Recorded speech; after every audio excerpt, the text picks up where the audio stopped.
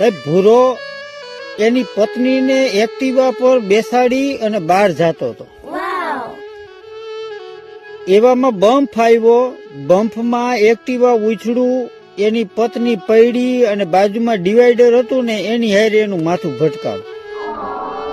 પછી તેને દવાખાને લઈ ગયા. દવાખાને સારવાર ચાલુ થઈ. આમ તો સારું થઈ ગયું, પણ એ મૂંગી થઈ ગઈ, જરાય બોલે જ નહીં. એટલે બધાય પછી એના ખબર અંતર પૂછવા આવતા હતા દવાખાને. તે ભીખોઈ ગયો. ભીખાએ પૂછ્યું કે કેમ છે ભાભીને? એટલે ભૂરો કે હવે તો સારું છે. એટલે ભીખો કે ઈ તો બધું ઠીક, પણ એક વાત તો કે ઈ બમ્પ ક્યાં આવ્યો? ત્યાં ભૂરાએ કીધું કે આવું પૂછનાર તું 18મો છો.